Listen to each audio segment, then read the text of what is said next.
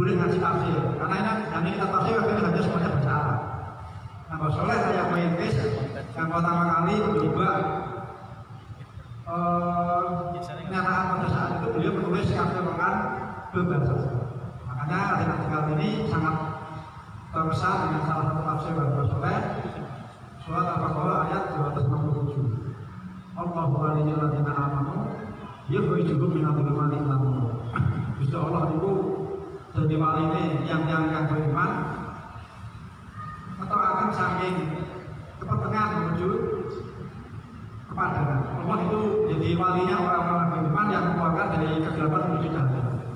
Nah, di artikel ini selalu dalam surat-suratnya mengutip ayat itu, sehingga kemudian disebut Bismillah tapi datang dari ayat Al-Quran ya dulu minat mati lalu.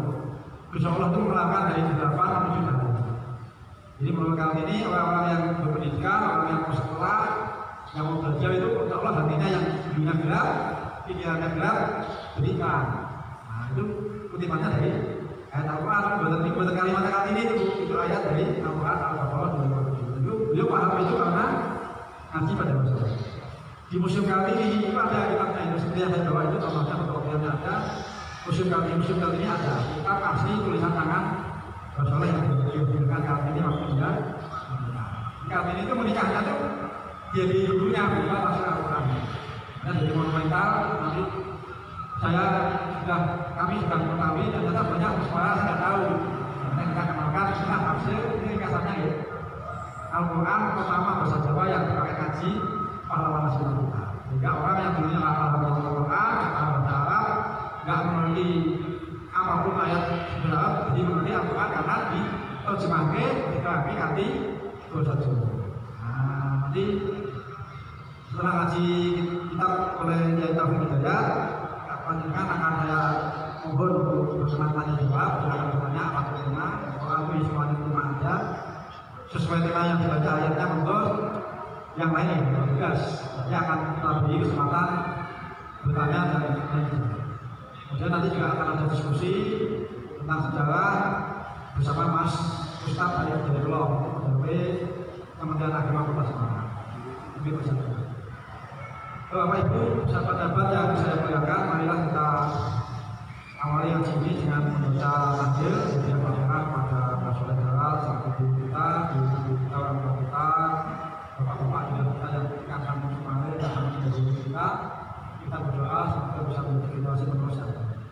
Kagum kita sudah sini kami mohon memimpin tahlilan kita.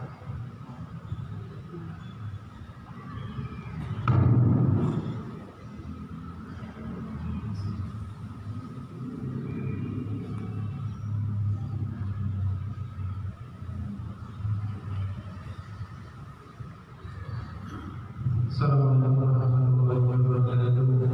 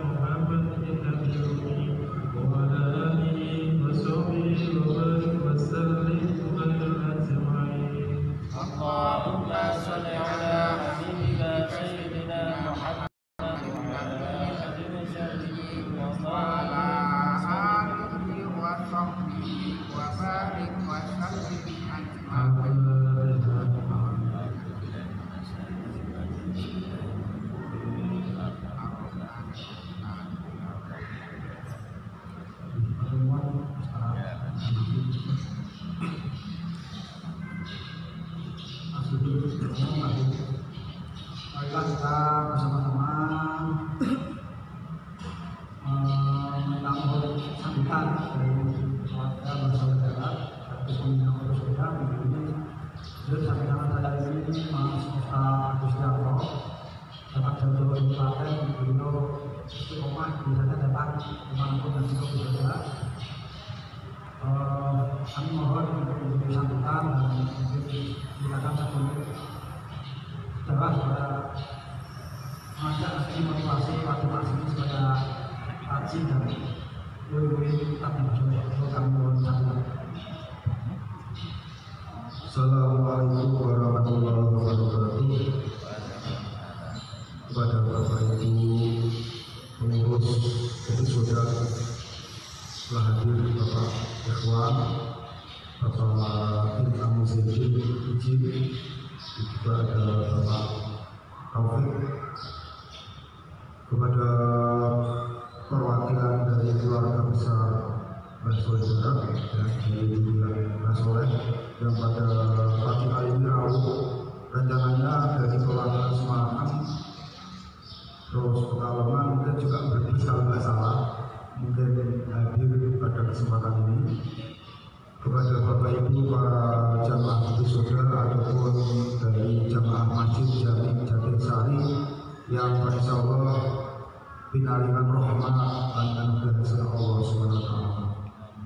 Bapak Ibu dan saudara-saudara yang dirahmati Allah Ta'ala, kita ini generasi muda sudah selayaknya meniru semangatnya Mbak Soleh Darat dalam hal mencari ilmu. Jadi yang muda-muda ini maaf studi keilmuan kita, terutama ilmu agama ini sebenarnya sangat jauh sekali dibandingkan dengan para santri-santri zaman dulu. Mbah Soleh Darat itu usia di bawah 20 tahun. Itu ngajinya sudah luar biasa. Karena saya ngomong gini, saya merujuknya kitab Mursyidul Aziz, tidak ngawur. Ini saya merujuknya kitab Mursyidul Aziz. Di situ disebutkan tentang guru-guru Mbah Soleh, mulai di Semarang, terus Kudus, Pati, dilanjutkan ke Mekah. Itu ada catatan secara detail. Jadi kita maaf tidak ngarang. Nah, di situ ada catatan bahwa pada saat Mbah Soleh Darat usianya di bawah 20 tahun, itu ngajinya sudah kitab-kitab besar. Ada Fathul Qorib, Fathul Mu'in, Tafsir Jalalain, Jawab Tauhid, Hikam dan seterusnya. Di situ Mbah Soleh Darat usia yang masih sangat muda sudah mengaji kitab-kitab berat. Terutama Alfiyah itu sudah khatam, sudah layak sekali Mbah Soleh Darat pada usia muda. Nah terus ilmunya dari mana? Yang pertama yang kita ujung itu kurang lebih Mbah Soleh Darat ini belajar sama orang tua dulu. Jadi kalau mau belajar agama itu mestinya urutnya itu dari ngajinya ke orang tua dulu. Yang jadi persoalan kalau orang tuanya itu tidak pintar agama, ini repot. Tapi masih lumayan kalau orang tua legowo, terus mitip sama ulama atau kiai lumayan. Terus orang tua ini paham agama, terus diorang belum nuntun menawi kiai atau ulama, ini repot. Akhirnya kepaten obor. Nah Mbah Soleh Darat ini yang saya amati usia-usia di bawah 20 tahun masih muda itu kajiannya udah alfiah, kita sudah besar-besar. Jadi mungkin kurang lebih umur 10 tahun, 12 tahun ini sudah alfiahnya sudah fasih sekali, tajwidnya sudah luar biasa. Nah ini masing-masing muda kitabnya wis kaya umum. Sehingga saya amati Mbah Soleh Darat ini sebelum ke Mekah pun ini keilmuannya sudah kelas kiai. Jadi saya amati itu Mbah Soleh Darat sebelum ke Mekah keilmuannya wis kiai, wis ulama. Kuwi belum ngaji ke Mekah.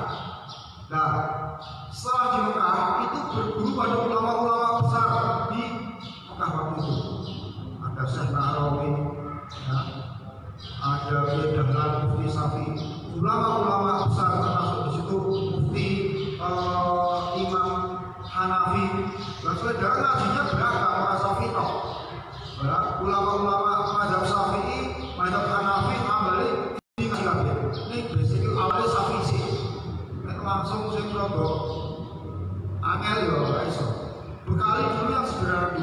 ngajari kitab-kitab Syafi'i dulu, baru sing aneh-aneh. Nek kuwi ngaji Wahabi ya apa?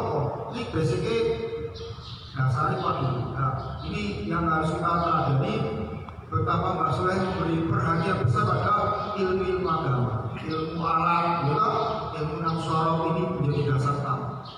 Ilmu akidah jelas, karena Mbak Soleh Darat merekomendasi bahwa ilmu yang utama yang didahulukan itu ilmu tentang akidah atau tauhid, itu jelas. Itu menjadi dasar utama kajian kita. Setelah ilmu alam, ilmu akidah, ilmu syariat, fikih, kitab-kitab dipelajari semua. Nah, ini Mbak Soleh Darat sampai ke Mekah belajar dari ulama-ulama besar di sana, terus di sana jadi guru.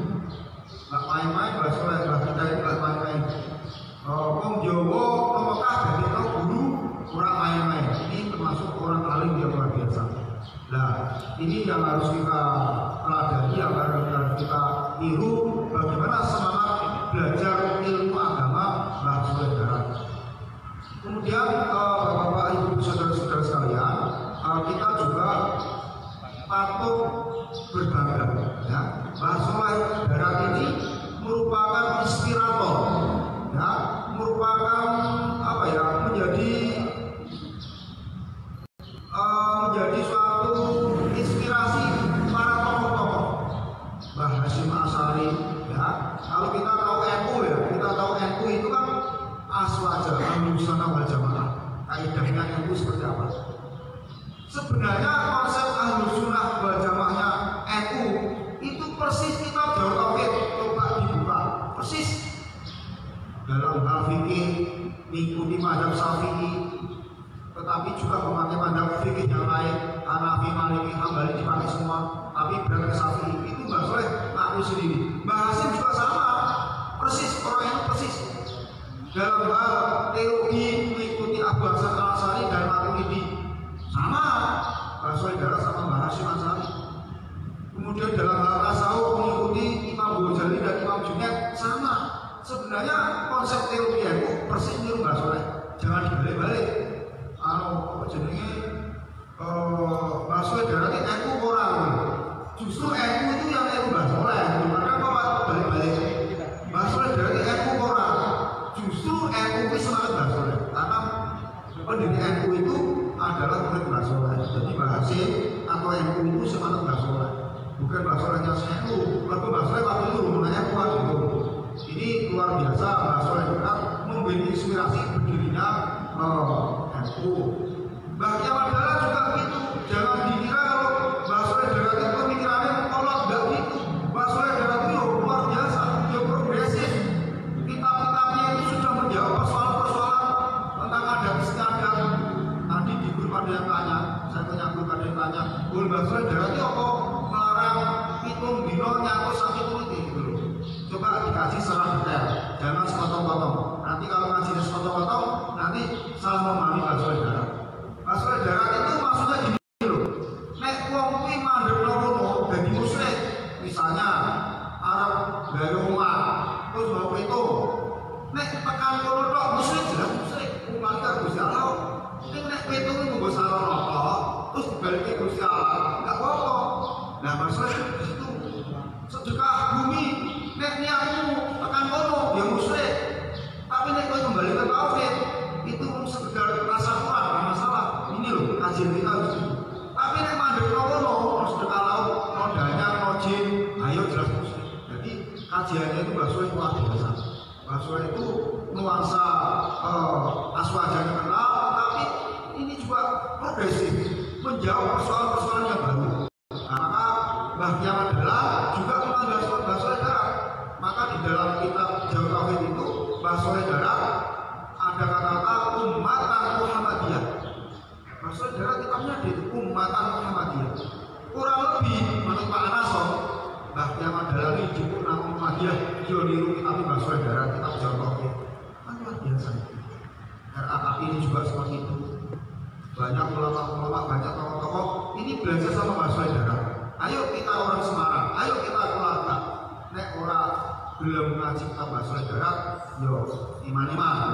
Kalau bisa kita niru Mbah Soleh, lihatlah ilmunya itu. 15 tahun atau 20 tahun. Kalau bisa kita nih Mbak Soleh belajar ilmunya itu 15 tahun atau 20 tahun. Nek ra iso, ya wis kita Mbak Soleh darah 14 ini dipelajari tenanan cukup. Karena wong sepuh bilang, wong Jawa arep ngaji ilmu agama gampang. Jika kita Mbak Soleh darah wis matem tinggal lupa. Tapi nek Mbak Soleh wis gampang nek wong Jawa belajar agama sinau kita Mbak Soleh wis komplit. Apa komplit? Tauhid, fikih, tasawuf, ulumul Quran, wis kabeh ono. Termasuk Buddha ono. Ya, yang penasaran itu gawe Pak Dusman dulu. Oh Mbak Soleh darah iki yo kita pribon lho. Ya kita mujarabah. Nah, ini yang perlu kita cari. Ini belum ketemu kitabnya. Nah, ini tantangan bagi kita untuk belajar tentang ilmu Mbak Soleh darah. Nah, ini mudah-mudahan menjadi inspirasi bagi kita. Ayo kita terus belajar dan belajar. Syukur bagi ilmu Mbak Soleh belajarnya suwe ilmu alat, ilmu namsor, kitab-kitab semuanya dipelajari. Terus kitab-kitab jadi kita kuning, kita putih kita cari lagi. Nek ora sempat, ya wes ngaji kita Mbak Soleh berat 14 dibaca. Oh, Mbak Soleh kan pesan ini, nek ngaji kita ojo dijajah, ngaji ukur. Misalnya Mbak Soleh berat disuruh pertama ngaji ilmu tauhid, ya wes tauhid pelajari sampai rampung. Terus pindah kita ke sampai rampung, ojo dijajah. Engko nek dijajah pemahaman ini enggak lengkap. Demikian sekedar saya ajak bareng-bareng. Saya juga masih jauh sekali. Saya sangat jauh sekali. Terus kita mending radio. Ini niat ini belajar. Ayo bareng-bareng kita belajar lagi. Demikian semoga bermanfaat. Wassalamualaikum warahmatullahi wabarakatuh.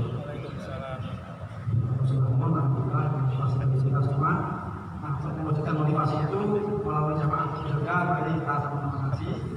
Semoga Bapak Ibu yang satunya ada Al-Quran atau mushaf, kita akan membahas ngaji kali ini meneruskan yang lalu tafsir surat Al-Baqarah ayat 234. Itu yang kalau ada dia punya ada Al-Quran buka ayat Al-Baqarah 234. Tapi jadi kita ini yang bawa pesan juga. Mas dari saya akan membacakan tafsirnya ini menurut Mbak Soleh bagaimana tafsirnya ayat ini sampai ayat selanjutnya. Secukupnya nanti mendengar kami persilakan untuk mendengar. Silakan kalau ini hari ini ada halaman 204 orang masih tafsir tidak persilakan dimulai.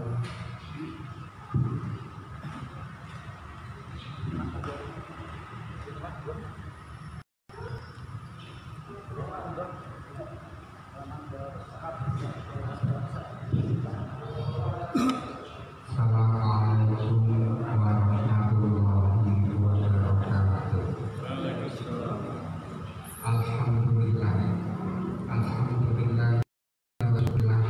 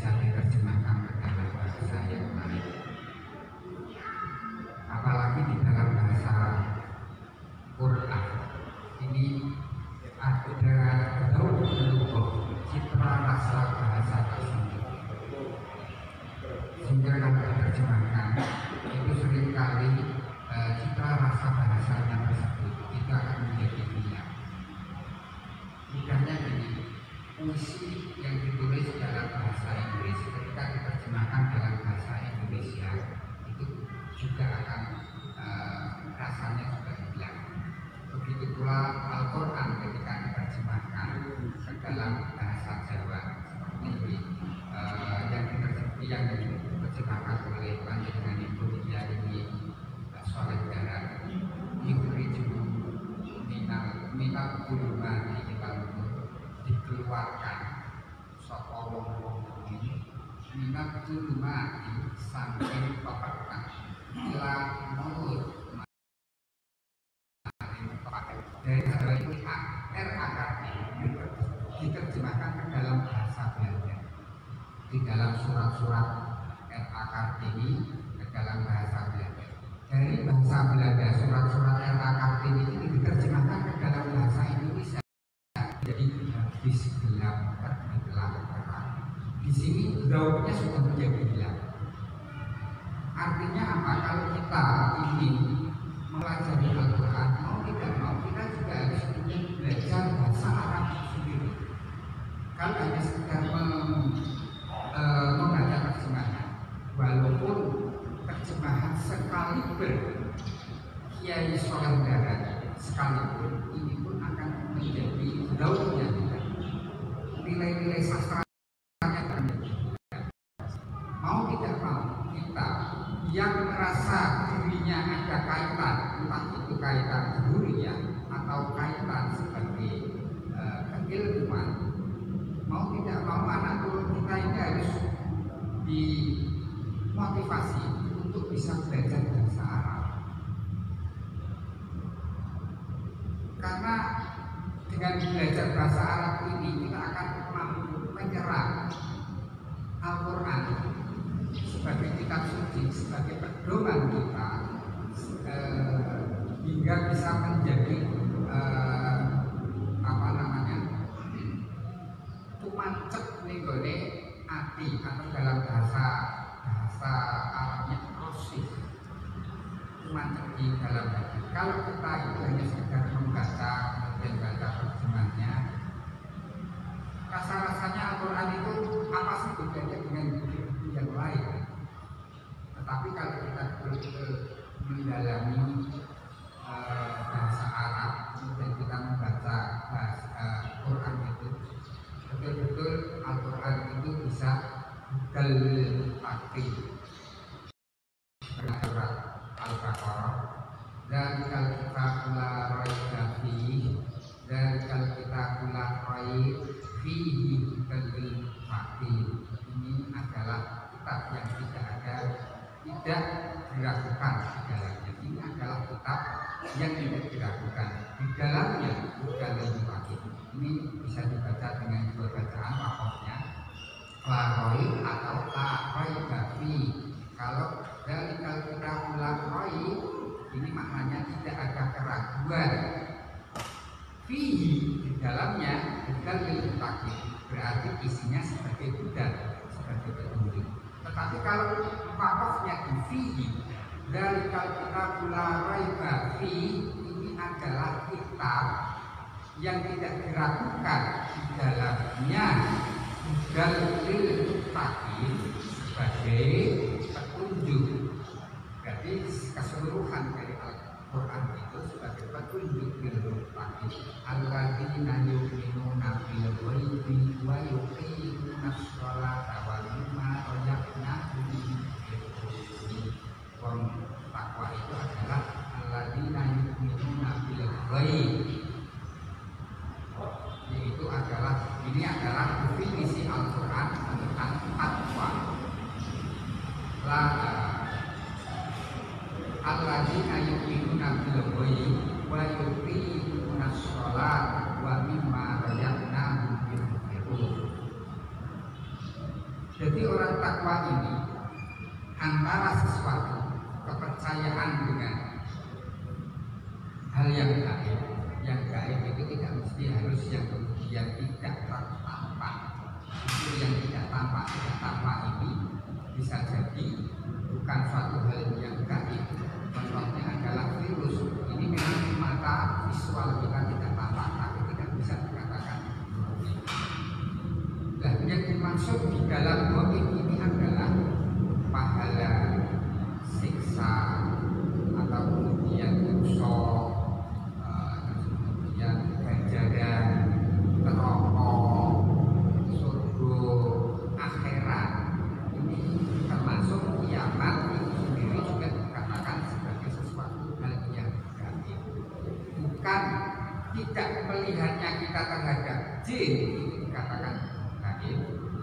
jin itu bisa jadi bagi orang tertentu bukan sesuatu hal yang gaib.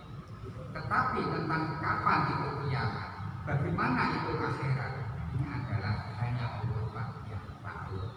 Hanya orang-orang yang diberitahu oleh Allah yang akan memberi kabar tentang al-ghaib, sesuatu yang gaib.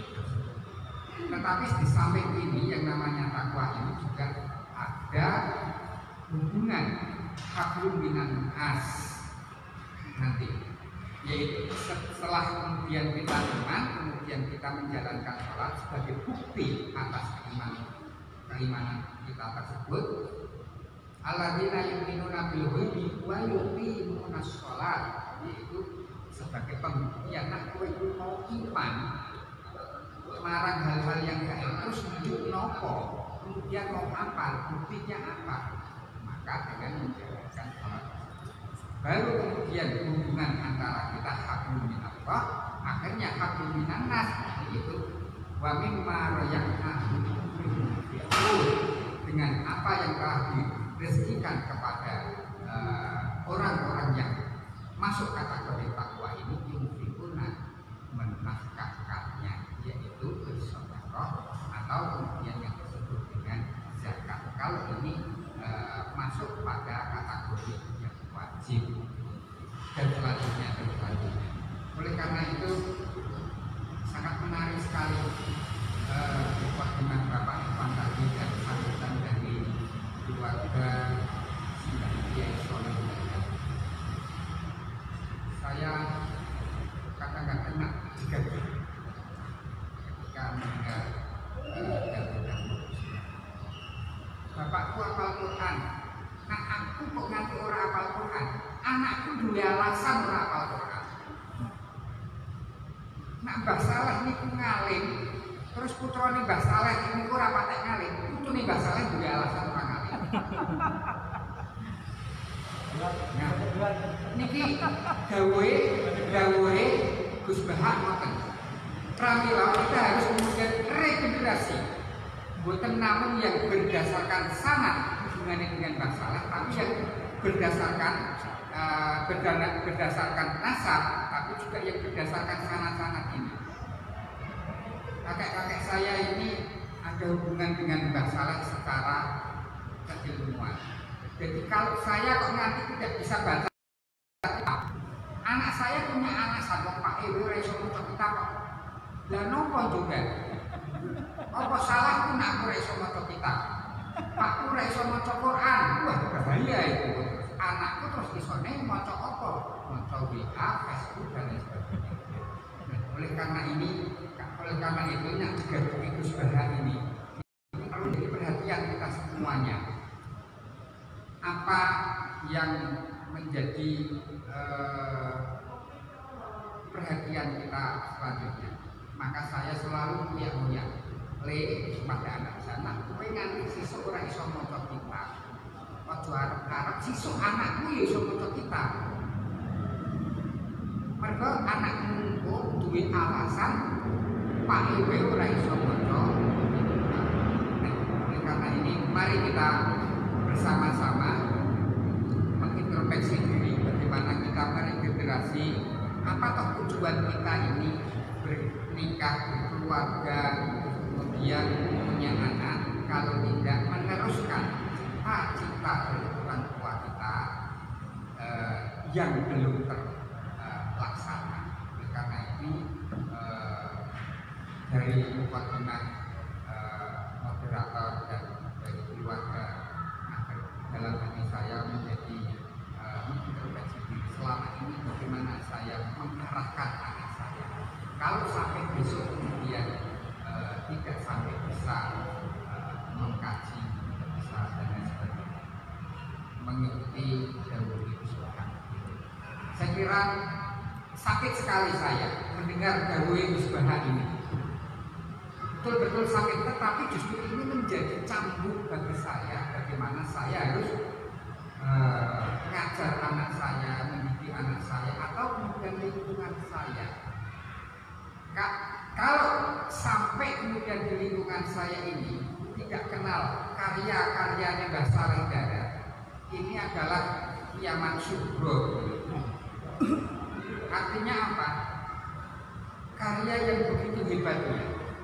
Mbah Saleh Darat ini Ghazali Van Java, Imam Ghazali Van Java, Imam Ghazalinya dari Jawa. Mengapa?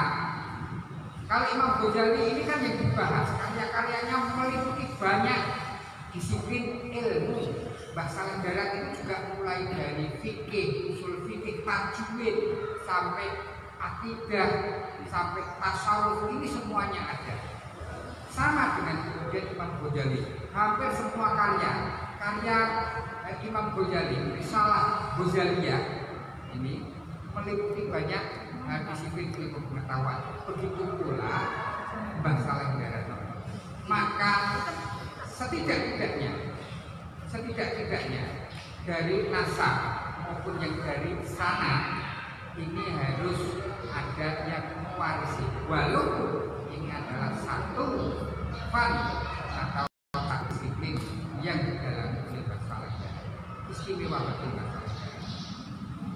Kalau kita melihat sejarah Mbah Saleh Darat ini sebelum usia 20 tahun beliau sudah menjadi seorang pengajar.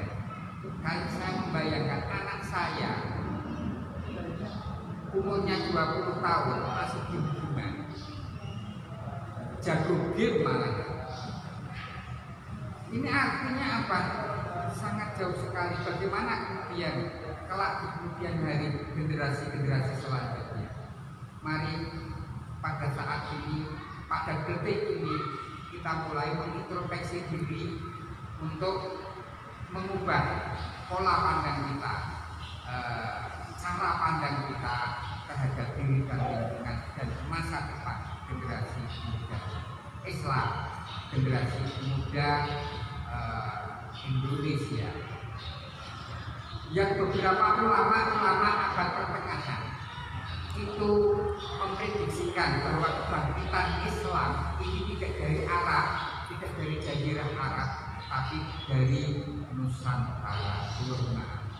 Begitu pula yang di doa yang dipanjatkan Mbah Yai Maimun Zubair sebelum terakhir beliau berangkat haji pun juga kemudian isinya itu adalah meminta kepada Allah bahwa dari Nusantara inilah Islam ini akan menjadi sebagai tonggak kebangkitan dan sebagai pemersatu umat, sehingga keilmuan Islam ini tidak berhenti hingga sampai Imam Ghazali. Para rawuh kakung Milah putri yang dihormatan jamaah saudara, monggo kita laksanakan maos tafsir Hidayatul. A'udzu billahi minasy syaithanir rajim. Bismillahirrahmanirrahim. Walladzina yatawaffawna minkum wa yadharuna azwajan yatarabbasna bi anfusihinna arba'ata ashhurin wa ashra wa idza balagna ajalahunna fala junaha 'alaykum ma fa'alna fi anfusihinna bil ma'ruf wallahu bima ta'maluna khabir. Wonten ing kitab Mbah Saleh Darat menika boten enten pemaknaan secara daging. Ini kula mencobi untuk memaknai secara daging. Ini sebagai ilmu saya tidak dianggap sebagai maknanya Mbah Saleh Darat. Saya tidak berani mengklaim. Yang ada adalah pengertian secara maknawi dan diselipi beberapa tafsir di dalam pemaknaan tersebut dalam bahasa Jawa. Waladina utawi wong akeh yutawafauna kang den wafatake minkum saking sira kabeh wa yaqdaruna ajwajan dan meninggalkan ajwajan pira-pira gaji ya tarobasnya iku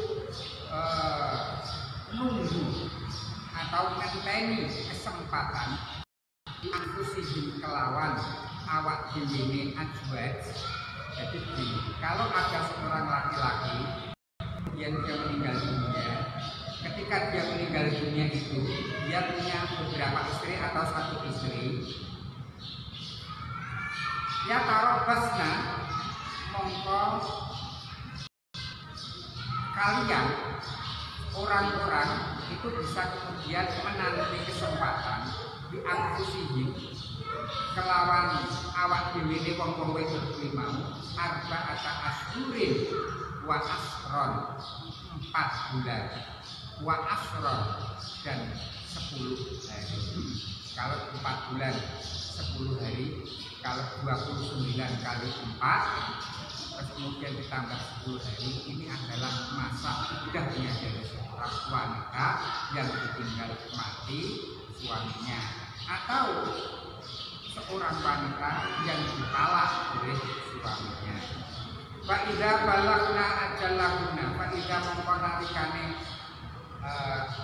sampai temekong ajalahunna batas waktu daripada iddah tersebut, fala junaha maka tidak ada dosa, tidak ada dosa alaikum terhadap kalian fima ing dalam barang fa'alna kang tumindak berbuat ing ma fi anfusihim ing dalem awak dhewe ne ajwaja bil makruhi kelawan kang patut. Jadi setelah kemudian dia sampai pada batas iddahnya, maka wanita-wanita tersebut tidaklah dihukumi sebagai dosa atau duraka jika dia kemudian berpaes-paes. Bil ma'rufi yang patut, artinya dia tidak berlebihan. Wallahu bima ta'maluna khabir. Wallahu lan utawi Allah bima kelawan barang ta'maluna kang agawe sapa sira iku khabirun dak kang waspada utawa dak kang danani utawa dak yang maha tahu. Nah, ini artinya niki terjemahannya Mbak Saleh Darat. Wong lanang kang padha mati tutup ajale setengah saking sira kabeh ing kali padha ninggal bojo mongko wajib arep brantekake wadon 40 bulan 10 dina. Semono iku liyane wadon hamil. Jadi iddahnya seorang wanita baik ditinggal mati suaminya atau karena ditalak, yaitu adalah 4 bulan 10 hari, kecuali yaitu adalah orang wanita yang ditinggal mati atau ditalak suaminya dalam kondisi hamil. Kondisi hamil itu ditalak walaupun haram, atau dalam kondisi haid ditalak itu juga haram, atau malamnya dikul paginya ditalak itu juga haram, tetapi talaknya tetap sah. Haram tindakan daripada suaminya tersebut. Ya. Jadi ana barang haram dilakoni ning sah ya niki kok. Nah, mongko ketkalane wis temeka rampung mangsane oleh ngenteni 4 bulan 10 dina mongko ora duraka atas para waline ing dalem oleh nglakoni wadon ing barang kang ana awake. Jadi sing ketika seorang wanita itu meninggal, suaminya meninggal dunia, terus kemudian ditalak, maka yang bertanggung jawab terhadap wanita tersebut adalah walinya. Artinya umpamanya wanita tersebut sampai keluyuran, maka yang ditegur, yang mendapat citra yang jelek adalah walinya. Walinya dia pakai Pak nih. Nah umpamanya tidak ada Pak nih, umpamanya Pak Doni atau Mbak nih, kakak laki-lakinya, sampai kemudian anak laki-lakinya, ini yang akan menjadi tanggung jawab sosial terhadap wanita tersebut. Tetapi apabila sudah masa iddahnya selesai, kemudian si wanita ini berpaes-paes dulu atau kemudian keluar dari rumah untuk kemudian kebutuhan primer, pekerjaan hal-hal yang primer, maka walinya ini tidak dihukumi dosa karena memang sudah sepantasnya.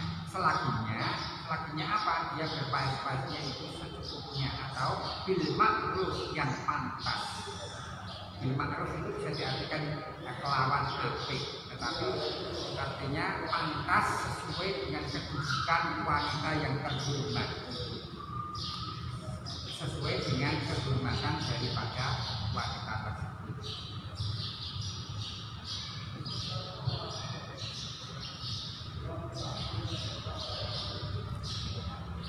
Ing dalam mulahe nglakoni wadon ing barang kang ana awake saking mulahe pakes-pakes lan takrif marang khidbah.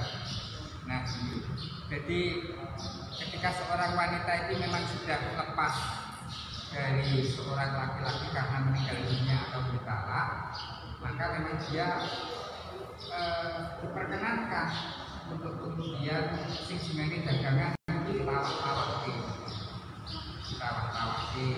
selama tidak berlebihan, selama tidak bil ma'ruf tadi yang pantas itu. Bergolek jangan sampai wanita itu juga kemudian menjaga kelamaan, kecuali yang bisa menjaga kehormatannya. Di samping kemudian ini terutama di dalam budaya Arab.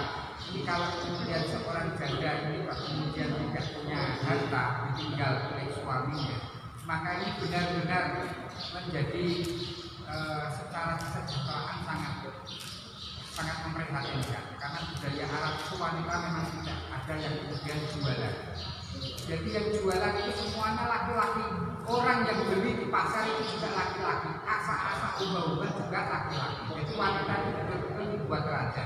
Pintu kalau ujungnya awak ini malah kaya bagus. Isu-isu asa-asa. Kula nggih ngoten, kula niku nak tangi niku mesake. Delok bojone kula asa-asa ubah-ubah. Saking mesake kula tunggu meneh dadi ora weruh. Kan ora mesake maksudnya. Nah, orang Arab itu kalau sama wanita sama istri betul menghormati betul, sehingga kemudian segala sesuatunya dijamin. Nah, pemanjaan ini akhirnya apa? Ketika suami ini meninggal dunia atau kemudian tiba-tiba kemudian tertalak, dia akan menjadi tidak bisa mandiri. Oleh karena ini, maka oleh karena hal sebab itulah berdasarkan budaya-budaya Arab yang demikian ini, Allah Subhanahu wa Ta'ala memperkenankan yang wanita-wanita yang kemudian sudah ditinggal mati oleh suaminya atau kena talak, dia boleh kemudian berhias-hias diri yang memungkinkan sehingga dia khidbah atau dilamar oleh orang atau laki-laki yang lain. Cuman persoalannya Quran ini memberi tata aturan atau paukuran, cara Jawanya paukuran, wong wedoke kudune piye. Lan ketika mau khidbah para janda-janda ini juga bagaimana. Nah, kelawan sing bagus Allah Ta'ala iku zat kang daneni samubarang sira samubarang kang sira lakoni kabeh ing dalem zikir batin. Setelah kemudian Allah menerangkan tentang takbiran di dalam berkenaan dengan wali atas wanita yang menjaga, entah itu menjaga karena mati tinggal mati oleh suaminya atau menjaga karena salah. Allah Subhanahu wa Ta'ala berfirman, wallahu bima ta'maluna khabir. Wallahu lan Allah bima kelawan barang ta'maluna ngerteni apa kang sira lakoni. Ta'maluna apa kang sira lakoni. Tapi iku khabirun dan Allah itu tahu atas apa yang engkau lakukan, baik yang ada di dalam hati maupun yang terang-terangan di dalam sikap. Ini adalah sebetulnya seperti obat biasa, tetapi sebetulnya ini adalah peringatan pada kita terhadap wanita-wanita tersebut, terhadap wali-wali tersebut. Ya wis nak ngono, janjane Gusti Allah itu ngerti, terus kita tidak boleh sembarangan dalam sikapi hal tersebut walaupun ini sepele, terutama bagi kita orang-orang di Nusantara ini begitu longgar terhadap masalah ibadah. Padahal ibadah itu sendiri sangat penting untuk mengkosongkan kandungan supaya tidak terjadi istilah percampuran yang tidak kejelasan nasab tersebut, tidak kejelasan daripada keturunan.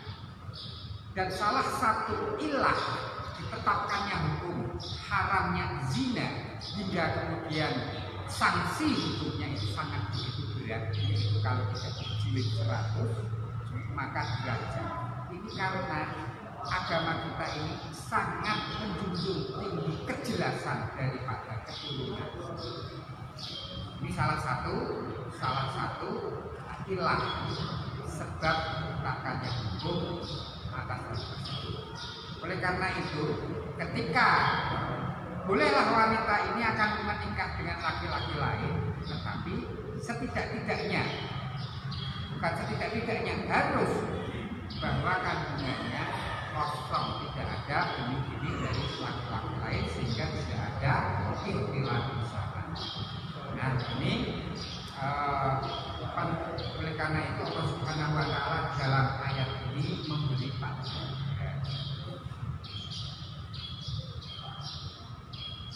Wala terusnya ayat A'udzubillahi minasyaitonir rajim. Wala junaha 'alaikum fima aradtum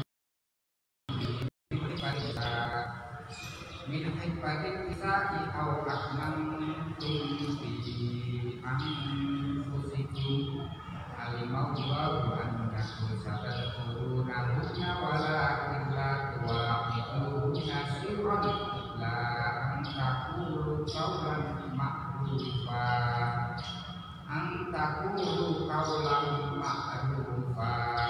wala junakalan ora iku maksud ora dosa alaikum ing atase sira kabeh ing dalem barang arad itu gini, arad itu artinya menampakkan. Jadi tidak ada dosa terhadap kalian semua, wahai para lelaki. Arad itu menampakkan sikap bihi kelawan min hibati saking hibbat saking lama. Jadi nek ana wong wedok ditinggal mati bojone utawa diugat bojone, laki-laki lain boleh menampakkan diri umpamane wis ngono aku ya gelem nampani gitu. Gampangan ukara begitu. Aradtum bihi min hibbatin nisa au asnantum atau menyimpannya. Jadi tidak ditampakkan seperti tersebut fi anfusikum di dalam hati, di dalam diri kalian semua. Alimallahu annakum satadkurunahunna, alimah ngerteni sapa Allah annakum sak temene sira kabeh satadkurunahunna, bakal nyebut-nyebut sira kabeh wong lanang guna ing wong wedok kuwi mau. Walakin la yuwa'iduna, angin tetapine ora kena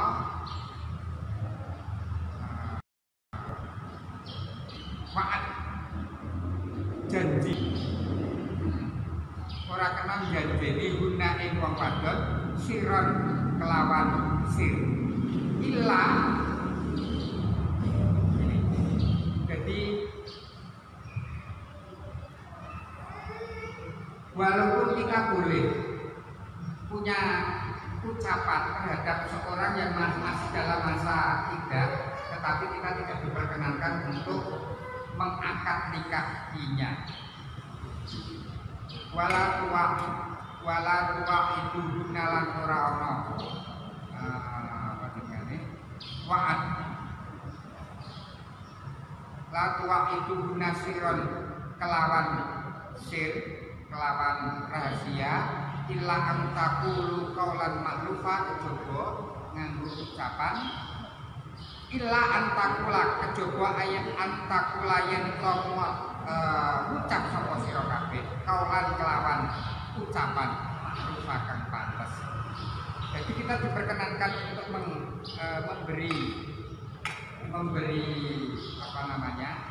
memberi isyarat kepada wanita tersebut, tetapi kita tidak diperkenankan untuk melakukan pernikahan atau akad-akadan terhadap wanita yang masih di dalam masa. Jadi umpamanya ya wis kowe nak seumpamanya ana apa-apa ini dengan bahasa isyarat, ana apa-apa ya kok ndak tahu. Ini salah satu adalah untuk memberi isyarat ketika wanita tersebut ditinggal mati oleh suaminya. Lan ora duraka ing atase sira lanang kabeh ing dalem barang kang padha amlirini. Nah, ini bahasa sing kita sendiri tidak tahu. Bahasa Jawa mliyah yang dipakai oleh bahasa negara sendiri. Saya sendiri amlirini itu saking persamon, amlirini saking persamon. Makanya ini patut sekali. Jadi umpamanya kalau keluarga dari bahasa darat, saya sih mualim, saya ngaji meneng ora apa-apa. Memang ngaji itu minal mahdi ilallah, dari buaya hingga sampai yang lahas. Ini bahasa yang Pak Zudi ini yang paling paham tentang bahasa Jawa. Nah, bendaharanya Kopi Soda ini termasuk seorang ahli filologi, bahasa ahli bahasa aksara Jawa dan bahasa Jawa. Bukan hanya bahasa Jawa Kawi, tapi bahasa Jawa kuno. Jadi lebih kuno dari bahasa Jawa Kawi itu sendiri. Nah, sayangnya pada hari ini beliau sedang ada acara keluarga. Ambil ini saking persamaan. Setelah kemudian saya cari-cari, saya tidak mengartikan dari bahasa Jawanya itu sendiri. Ternyata bahasa Jawanya lebih sulit dari bahasa Arabnya. Sehingga saya kemudian mencari dalam kamus Arabun bihi ini menampakkan diri. Jadi nak cara bahasanya anak-anak gaul ini baju matching ning arepe wong wedok iki mau meniti batin saking batin saking kelamat wong wedok. Au aknantum, atau cukup engkau diri dalam hati saja. Fi anfusikum, di dalam hati, di dalam dirimu. Alimah Allah, sesungguhnya Allah, alimah Allah itu tahu anak sesungguhnya kalian sadar kuruna maka akan menyebut wanita tersebut itu ngerti. Walakin la tuwahiduhunna sirron, akan tetapi ini tidak diperkenankan kalian itu untuk menikahinya, untuk terjadi akad-akadnya. Dan kalian bisa kemudian menyatakan tersebut aradtum bihi minal khitbati bisa antakula dengan mengucapkan kaulan ma'rufah, dengan mengucapkan ucapan-ucapan yang pantas. Jadi orang cucuk yo awake dhewe kan yo. Jadi tidak pantas sebagai orang yang terhormat. Kata-kata yang tidak pantas diucapkan oleh seorang laki-laki terhormat kepada wanita yang terhormat. Koyok, nah ini menarik sekali di dalam tafsirnya Mbah Saleh Darat. Ini langsung aplikatif langsung bisa kemudian kita gunakan. Ini ada contohnya. Aweh suroso ono kok ake anak kok ake marang wadon kang ono sakjeroning iddah wafat kaya muni pira-pira wong kang padha demen kaya muni pira-pira wong kang padha demen ing sira utawa muni ora tumon ingsun wadon kang kaya sira. Jadi bahasa-bahasa isyarat itu ini adalah sudah menunjukkan. Jadi nak wonten rondo itu awake dhewe nek ucape itu hati-hati. Itu iso-iso diarteke menjadi harapan. Oleh karena itu sebagai seorang laki-laki ini juga kemudian menjaga ucapan. Karena ini panjenengan pun Mbah Solah niku memberi contoh yang aplikasi. Kalau piro-piro wong padha demen sira. Jadi wah aku krungu nek akeh wong lanang wis seneng ambek awakmu lho. Nah, ini walaupun itu jujur memang banyak, tapi jangan sekali gini. Nah, kalau kita itu tidak ingin kemudian menanggung beban dari wanita tersebut, yo gampang-gampang seperti itu, karena itu bisa kemudian diajukan menjadikan. Kok nak setelah kita ini berbahaya. Di waktu apa? Boleh ngomong dan memberi hadapan palsu PHP. Utawa muni ora tumuan ingsun wadon kang kaya sira. Wes kowe iku sing tak temuane kok ngalam ora sing kaya awak. Ya ora. Sithik jari ini kan semuanya beda semuanya. Itu semuanya orang sudah pada tahu, tapi ini bisa kemudian memberi arti bahwa ini adalah harapan. Lan dia ora duraka ing dalem kuleke ira ngumpetake ana ing ati ira, tetapi juga upamane ngempet terhadap wanita tersebut itu juga tidak kemudian dianggap oleh Allah Subhanahu wa Ta'ala sebagai duraka atau pelanggar hak berat. Bakal arep nikah wadon lamun wis cukup dijae. Allah itu mudane ini sak temening sira lanang bakal nyebut sira ing wadon kelawan sira kitrah lan tetapi ini aja ana la ini lakwa nasiran lan tetapi ini aja ana padha janjian sira lanang ing wadon kelawan jimat utawa akad nikah. Jangan sampai kemudian melakukan besaroh-besaroh janji untuk jimat atau akad nikah. Nikah itu sebetulnya kalau secara bahasa itu maknanya nyepit. Jadi umpamanya bapak-bapak itu nanti nikah hakewe putri ini angkah duka wajawat suka. Itu arti secara luarnya aku cepit no siro angkah duka aku cepit no siro apa nih sih cepit gitu. nakahan itu artinya nyepit. Jadi jima itu arti secara bahasanya kumpul. Nah, arti yang benarnya hubungan itu talaqi bainal khitanaini itu dalam bahasa Arab adalah al-waqfu wawu tok hamzah. Jadi bahasa kitab itu walaupun kita dituntut untuk secara jelas, tapi tetap memakai bahasa yang sangat sopan sekali. Jadi tidak kemudian langsung mengatakan wating, tapi dengan kata jimat kumpul. Nah, atau kemudian dengan bahasa nikah, nyepit. Ini para ulama itu begitu santunnya, bahkan sampai hal-hal yang dibutuhkan yang sangat jelas pun beliau juga menggunakan bahasa-bahasa yang sangat, tetapi sangat dipahami. Jangan sampai memakai bahasa santun tapi malah merasa pahami. Dan memang seringkali kita ini kalau tidak akhirnya jadi salah paham, dari salah paham akhirnya menjadi paham salah karena kadang-kadang mergo sangat santunan sing orang terpaham. Oleh karena itu kita mengaji kita bahasa Lembaran ini memang perlu kita ulang-ulang terus.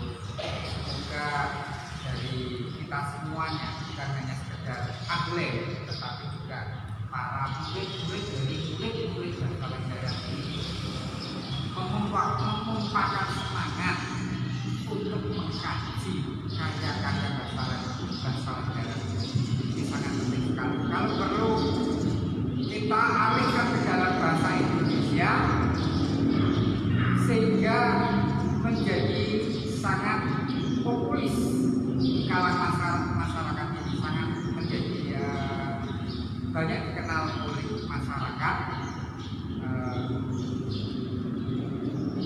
Nuansa bagaimana bahasa Lembaran ini mengajar bapak-bapak kita pada waktu itu dengan semangat yang sangat istimewa, dengan begitu santunnya, begitu mencurahkan tenaganya, mencurahkan pikiran dan tentunya harta.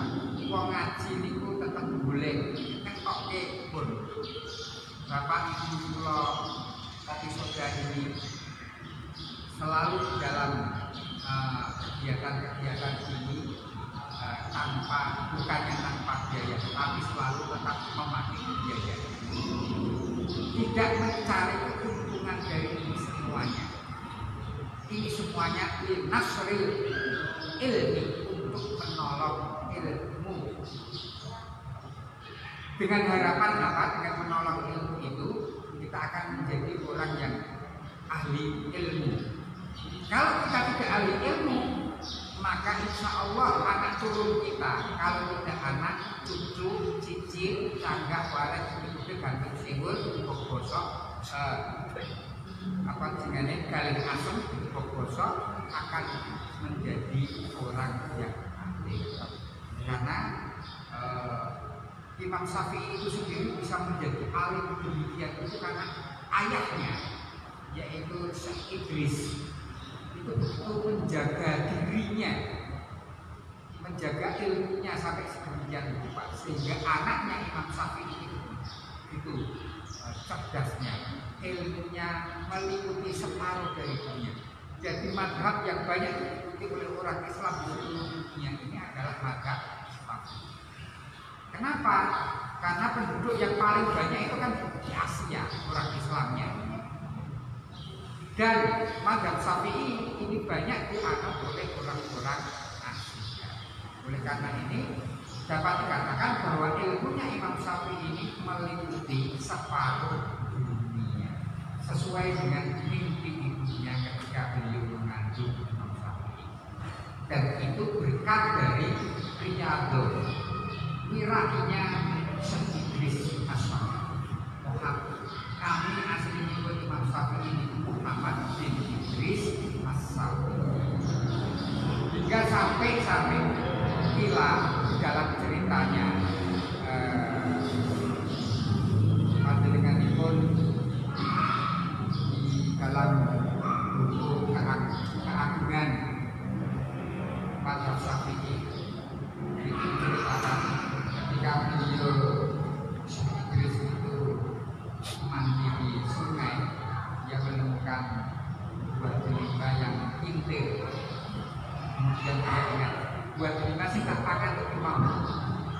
buah delima, bukan buah delima. Nak ngomong itu kudu aku boleh halal. Sepanjang aliran sungai itu berumur, mana kok ada kebun delima? Setiap ada kebun delima itu dipasti dibolehi antara tangga dengan kemudian dahan dari delima, hingga akhirnya ketemulah kebun itu. Di mana delima itu perkiraan takdir secara kira-kira gitu aja. Karena kan tidak ada kepastian. Bagaimana bisa dipastikan bahwa ini adalah delima yang buah delima ini adalah yang berbuah pohon ini, tetapi berdasarkan data-data sekunder tentunya, yaitu dengan langgengnya dan lain sebagainya. Dia ketemu, akhirnya dia tanya ibunya siapa, akhirnya dia menemukan kok bisa dihalalkan. Sing duweni kebun niku ya rada aneh, saking merasa aneh terhadap orang tersebut. Nah, ya wis biasa kok. Kebun delima tiba kali terus akhirnya cintir. Lah iki kok ana apa kok ya aneh. Saking anak merasa anehnya akhirnya dikerjani sisan. Ya itu halal penting itu kerja di konaku selama 2 tahun. Selama 2 tahun tanpa dibayar. Untuk mangan Pak sama konaku. Saya Inggris dilakoni satu delima, satu paket delima dan digerakkan berapa kali beruntek. Itu harus kemudian untuk halalnya 2 tahun dia harus menjadi buruh tanpa gaji, tanpa tanpa bayaran, hanya sekedar gaji makan saja di situ selama 2 tahun. Setelah kemudian 2 tahun dilakoni, dijalani oleh istri tersebut, dia menemui pemilik buah delima, dan kemudian dia mengingatkan bahwa waktunya sudah sampai 2 tahun. Sama inti ini dibuat itu yang punya kebun tersebut. Kok yono sing koyo ngene. Upamane wong saiki ana sing tinggane di daerah mriki ana sing koyo wijen nek menika ana koyo ngono. Mungkin jago edan. Kebun buah delima kok kanthi kliwat dibuat selama 2 tahun tanpa bayaran mobil-mobil. Ikut samsaya kerjane sisa. Jawabannya sing duwe kebun itu duren-duren roti-roti biyen saiki. Biyen aku muni 2 tahun, saiki ya ora. Ya Allah Gusti. Iku secara agama syariat itu ya ora bener. Tetapi betul-betul saya Inggris itu mau menjalani. Karena apa yang dikatakan berbeda dengan apa kenyataan. Katanya 2 tahun malah tidak itu beli janji. Tetapi saya itu juga dilakoni. Tapi pripun kula supaya halal, lho kok juga kene meneh 2 tahun tanpa gaji. Akhirnya dilakoni betul itu. Setelah kemudian 2 tahun kemudian, saya Inggris itu dilakukan lagi 4 tahun. Ingatkan sekarang sudah 2 tahun, yang kedua berarti sudah 4 tahun. Sing punya kebun itu juga kemudian mungkin dalam hatinya ketawa, wah buru ra karuan. Sisa dene kerja ini duren-duren, roti-roti, biyen saiki. Ora iso kuwi kok halal enak wong delima piye. Delima saiki nak tak kandung. Kok tak kandung bijine kuwi mongko iso dadi delima pirang-pirang. Coba panah biru pirang-pirang kuwi mau tak gejer meneh dadi delima pirang-pirang. Kok enak menpatang tahun tok. Iku umpamane tak gejer iso dadi 2 kebun, 5 kebun, 9 kebun. Kita kemudian boleh ke pacul. Akhirnya tetap kemudian beliau meminta keikhlasannya terhadap buah delima. Tapi itu juga sampai itu sakit ikhlas. Yang ini itu dulu dalam nikayana. Ada udang dibalik, ada udang dibalik, bahwa ada gumbal. Kue kudu nikahi anakku. Ning ngene ngerti ya anakku ki mau pijet isu budhe tangane buntung semper ora iso mlaku. Iku sampeyan pamane ditarik. Iki kula sedak, kula lan jenengan sing lanang-lanang ditarik ana wong wedok pijet budhe bisu tangane buntung sikile semper. Kon nikahi pinten-pinten gelem napa mboten? Iki gawe kehalaan lho iki. Aku ora bakal ngalale dhewe aku ora durung nikahi anakku sing budhe, pijet, bisu, buntung tangane, ceko, sikile semper ora iso mlaku. Mangken niku sing Iblis iki.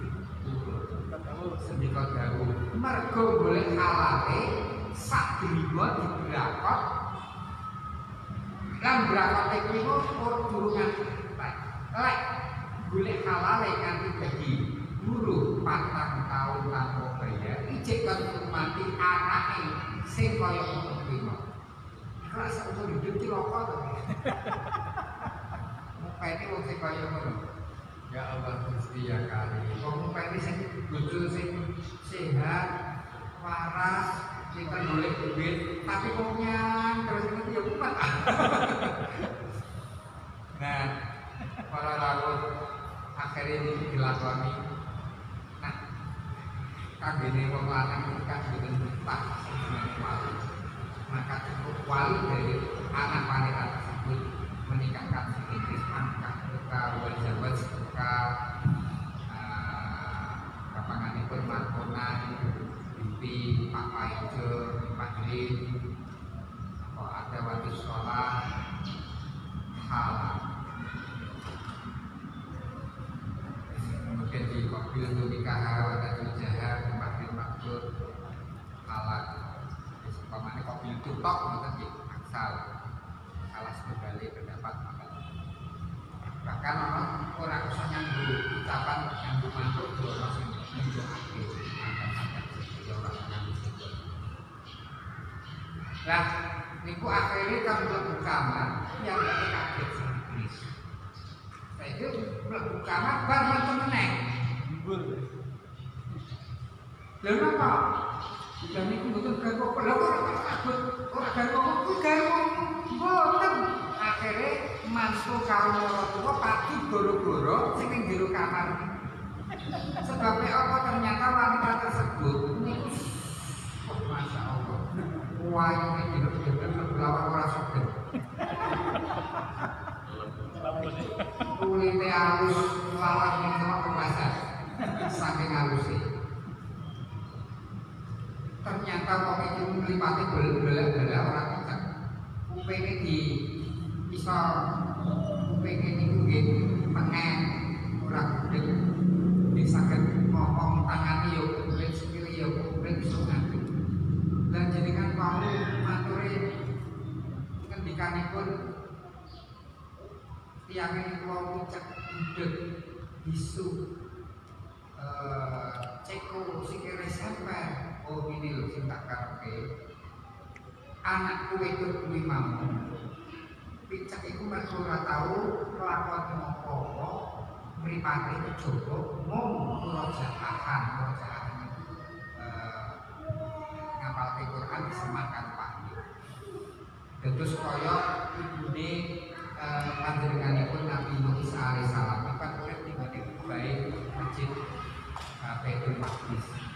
Awit mulai nene balik nganti sak duwene nganti sak sedone Nabi Musa alaihissalam begitu pula ibunya Imam Syafi'i tersebut. Jadi di kutu kamar terus orang sih sokongan sih piye? Jadi kalau di dunia awak ini sampai dino nih bersawah terus macul. Orang tahu bisu mergo ora tahu omong-omongan sing kasar.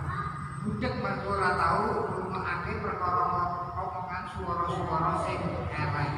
Tangane ora tahu kecuali mung gawe buka Quran karo miwani ibune ning gone pawon kapangane sikile ora tau mlaku-mlaku kejaba ning gone masjid nang Pasir Riyaya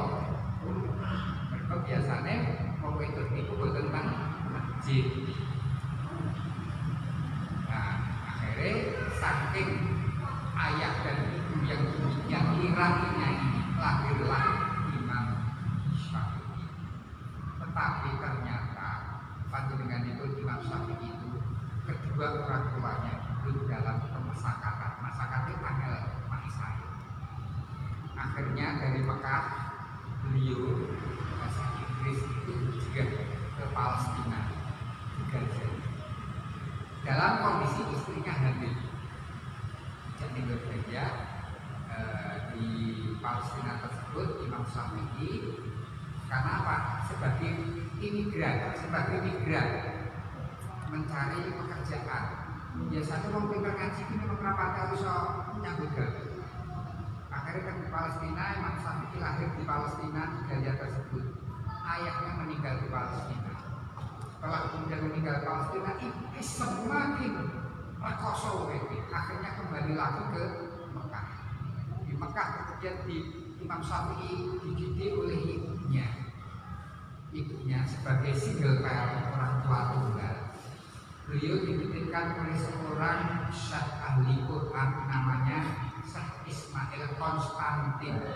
Konstantin itu dari Konstantinopel sekarang Turki. Pada waktu Imam Syafi'i, zaman Imam Syafi'i, Konstantin itu masih dikuasai oleh Urdu, salah satu paham atau tarekat dalam Kristen atau yang disebut dengan Kristen Konstantin.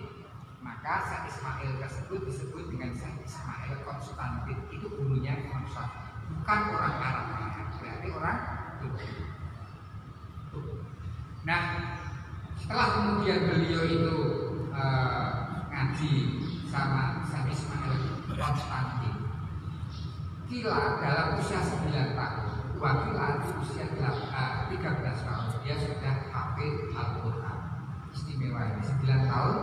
Ada yang berpendapat 13 tahun sudah hafid Al-Quran. Dia meminta kepada gurunya Syekh Ismail Konstantin izin untuk berguru kepada ahli hadis, yaitu Imam Malik yang ada di Madinah. Jadi nak awak ini pun ngaji kali Pak Imam, terus awak ini badhe pindah ngaji melih karena pamannya Pak Imam ini kan ahlinya ahli tafsir, pamannya ada seorang ahli hadis, Pak Imam kalau badhe ngaos hadis walaupun nyesek ilmu sampean nganti asap umpamane ngoten. Nganti asap karena ilmunya Syekh Ismail Konstantin ini sudah disesek oleh Imam Syafi'i nganti asap-asapnya. Jadi ketika beliau meminta izin, maka Syekh Ismail Konstantin itu mengizinkan. Bahkan beliau disangoni oleh Syekh Ismail Konstantin. Iku ana kiai ngakoni santri ini. Nah, saiki kiai disangoni santri ini. Memang itu sebagai tahiyah. Tetapi Syekh Ismail itu melihat Imam Syafi'i pada waktu itu belum menjadi imam. Dia dikasih uang 3 dirham. Ini hanya bisa untuk perjalanan dari Mekah ke Madinah. Kira-kira jauhnya Jakarta Surabaya sekitar hampir 500 km atau kemudian 800 km. Dan biaya hidup di Madinah selama 3 bulan. Maka supaya bisa untuk kirim Imam Syafi'i setiap Imam Malik itu balas itu membacakan kitab Al-Muwatta. Imam Syafi'i itu tulis di tulang-tulang binatang, ditulis di pelepah-pelepah kurma, di kulit-kulit, hingga sampai beliau Imam Syafi'i itu kamarnya bukaannya pondok itu kebak dengan tulang-tulang. Akhirnya dia berpikir, kalau selama-lama itu tak tulis kabeh, saya tidak bisa tidur. Karena Imam Syafi'i kalau tidur di dalam kamar tidak bisa tidur, saking kamarnya kebak tulisan-tulisan. Akhirnya setiap hadis yang diajarkan oleh Imam Malik ini dihafal dan kemudian dibakar. Setiap dihafalkan kemudian dibakar terus hingga sampai kemudian suatu saat Imam Malik itu gerah untuk itu gerah. Akhirnya tidak bisa balas kitab Al-Muwatta. Imam Syafi'i ini kemudian balas tanpa membuka kitab Al-Muwatta. Beliau sudah hafal kitab Al-Muwatta dari awal hingga sampai akhir. Imam Malik ini nanti belum aku diri ini berapa tahun hafal kalau santri kok mau hafal mikir dan sebagainya. Disinilah kemudian awal-awal Imam Syafi'i itu tampak kecerdasan. Walaupun Imam Syafi'i ini adalah murid dari Imam Malik dan banyak beberapa persoalan kuliah yang berbeda, tetapi sanadnya tidak pernah terputus. Karena Imam Syafi'i tidak pernah mensesatkan Imam Malik, tidak pernah menyalahkan Imam Malik. Berbeda dengan beberapa ulama yang kemudian dia juga punya sanad, tetapi karena sanad dia menganggap bahwa dulunya ini adalah sesat karena tidak sepaham dengan pahamnya, hingga inilah yang disebut dengan sanad yang putus atau kita boleh berbeda dengan bahasa negara, tetapi kalau kita tidak ingin usul melalui tawakai bahasa negara, kita tidak bisa kemudian menganggap masalah walaupun berbeda, terutama di dalam hal umpamanya berkenaan larangan keharaman seorang wanita belajar menulis. Ini kan kita tidak berbeda dengan bahasa negara. Dalam fatwanya bahasa negara mengharamkan, tetapi kita tidak menganggap bahwa fatwa ini adalah fatwa sesat, tidak, karena kita punya tahu bahwa fatwa ini punya latar belakang sejarah, sehingga tidak menganggap salah. Ini kita tetap mutasil sanadnya dengan bersalah berat, mutasil dengan guru-guru bersalah berat, hingga sampai hilang Rasulullah SAW. Saya kira kita cukupkan sampai di sini, mungkin Pak. Nah, sampai di sini karena waktu sudah mendekati mundur untuk mengambil tanya jawab berkenaan dengan masalah darat atau dengan ayat yang baru kita baca lagi. Sebetulnya masih ada satu ayat yang mau saya baca, tapi besok lagi kita akan di dalam pertemuan bulan Januari. Pak, insya Allah sudah tidak ada corona. Saking belum menawar yang perintah ini menunggu mengaku dengan kata sama berbangsa. Monggo kalau apa ikhwan terus tertarik sudah. Monggo menikmati laporan mereka. Assalamualaikum warahmatullahi wabarakatuh. Ya, alhamdulillah telah kita ikuti bersama ngaji tafsir Al-Qur'an dan Baca dan Al-Qur'an. Tadi beliau membaca ayat Al-Qur'an 234 sampai 236 itu tentang bab janda yang India. Beliau juga menceritakan tentang tradisi Arab dan tradisi Indonesia itu beda. Tradisi Arab itu hidup dianggap setengah akan agamanya. Dibahas di kitab ini penelitiannya Profesor Syidrojati Sobri, mengapa orang Arab itu banyak.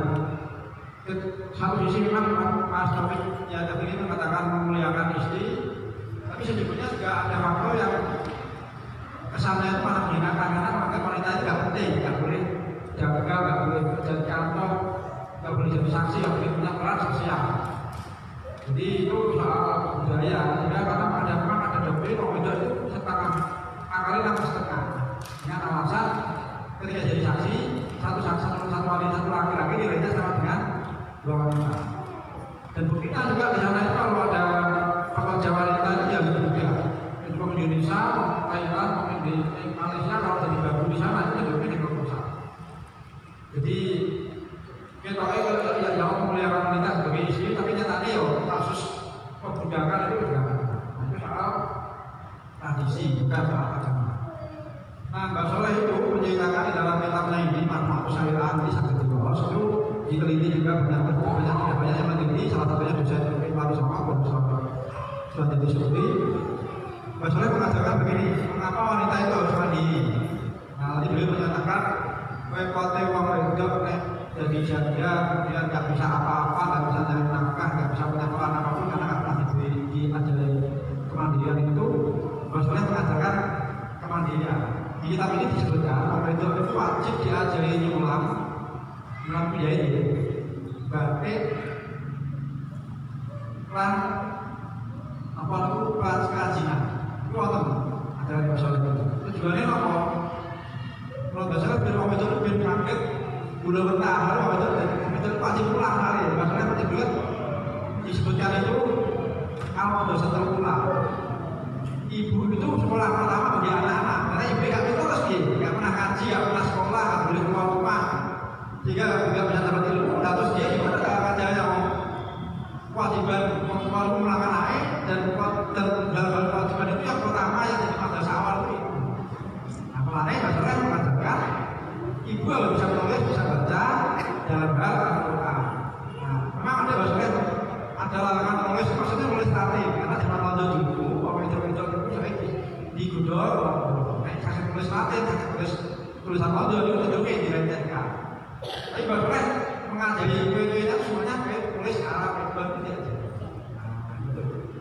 termasuk dalam hal yang mengajarkan dan pakai kali ini itu mengapa kali ini mendirikan kali ini sekolah bukan anak dasar yang banyak buntut tidak pernah dibodori itu tidak pernah dipercaya nah ini satu-satu dengan bahasa tafsir tadi bahwa di kitab ini buku ini sudah diterangkan bagaimana ini sampainya Bapak Ibu aku menulis penelitian tentang bagaimana kali ini surat Allah itu ngaji. Semoga kami buka pertanyaan sampai bilang dulu nanti masih ada waktu kita 15 menit. Kami buka pertanyaan mau kesempatan untuk bertanya. Bahwa pertanyaan yang buka tafsir ini bukan dan yang lain juga ini kita ngaji. Juga coba silakan ibu yang buka silakan bertanya. Tidak usah pakai ini, Pak, sudah banter. Oh iya. Kan saya biar ikut Ya. lebih semangat. Ya, langsung aja, Pak. Assalamualaikum. Mau tanya sedikit, Pak, masalah yang berkembang sekarang sama agama ya. Sekarang ini kan berkembang penyakit yang sulit diobati, ceritanya gitu. Penyakit yang banyak. Nah, saya pernah membaca buku besok pada hari akan akhir itu akan ada satu penyakit yang sulit diobati. Apakah penyakit yang sekarang itu ada hubungannya sama itu apa bukan? Kalau iya berarti hari akhir itu berarti sudah dekat. Hanya itu, Pak.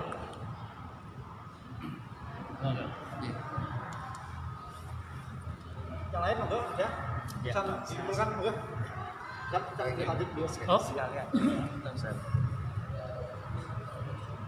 Awas.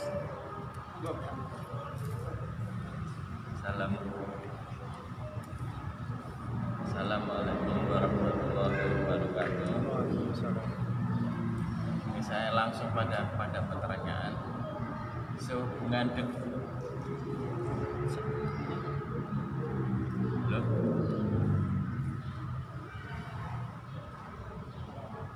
sehubungan dengan wanita, Pak, yang saya mau tanyakan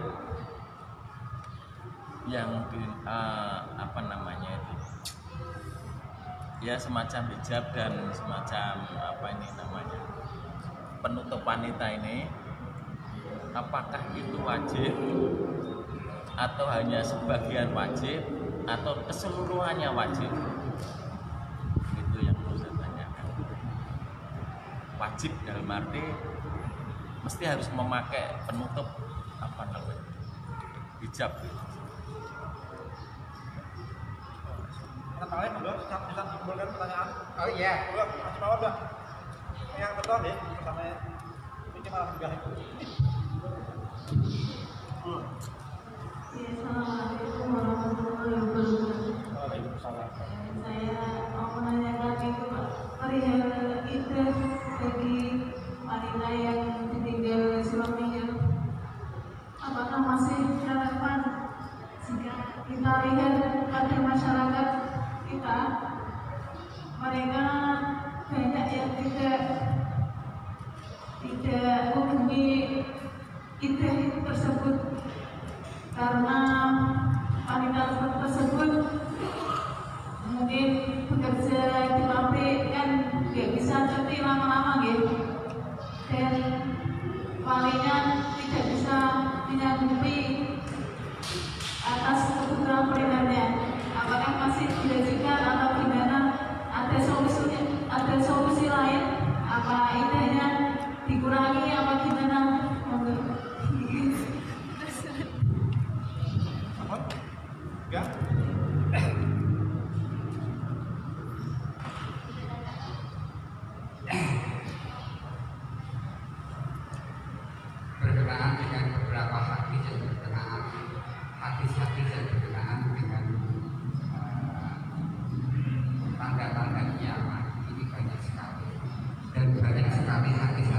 yang tertinggi, termasuk juga hadis-hadis tentang nanti ada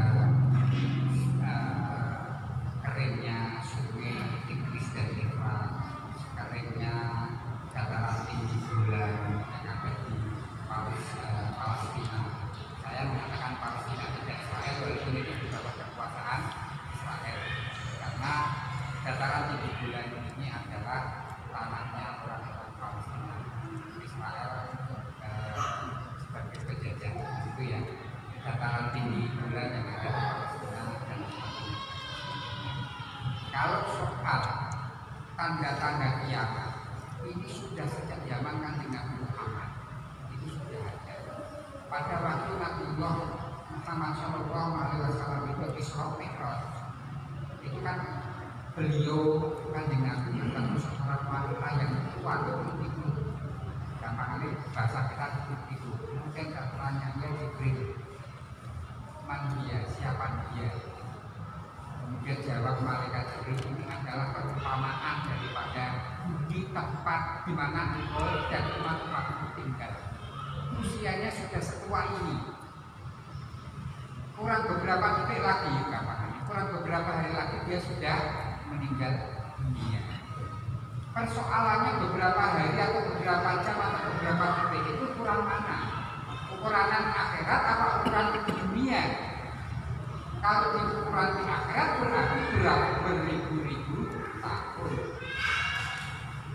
Soal tanda-tanda kiamat itu selalu akan terulang. Dan kita hanya sekedar bisa menafsiri Allah itu. Kita tidak bisa memastikan ini adalah, karena memang di dalam hadis-hadis ini tidak tertunjuk secara sharah bahwa ini dan ini. Tapi kita hanya sekedar menafsiri Allah itu. Soal Pak Geblu, jauh sebelum adanya corona itu Pak Geblu juga ada. Dulu ada yang namanya penyakit pes, dulu ada yang namanya lepra, itu tidak ada obatnya. Ada yang namanya AIDS, itu juga tidak ada obatnya. Ini adalah sebagian, corona ini adalah sebagian dari penyakit-penyakit yang nanti juga akan ditemukan penyakit-penyakit yang lain. Jadi santai mawon ini derek bakal kiamat. Insya Allah itu derek bakal kiamat. Masih insya Allah itu lama. Kanggo ukurannya waktu akhirat, ukuran akhirat di turunan ini. Yang penting ngeten. Pokoknya sampean awake dhewe nalikane nafas itu durung sampai tekan tenggorokan. Srengenge durung terbit atau letek saka kulon. Itu di alhamdulillah. Mergo pintu tobat diciter buka.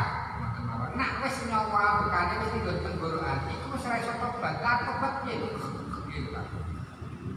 Sing arep kiamat utawa ora kiamat kapan kan mboten masalah. Sing dadi masalah iki yang kita itu siap apa tidak? Kita itu siap apa tidak? Besok pagi itu kiamat, tetapi kita sudah siap, ya selesai urusannya. Wong kiamat itu kali kiamat kubro dan kiamat subro. Kiamat subro itu ya bencana, termasuk corona, meninggalnya seseorang itu juga kiamat.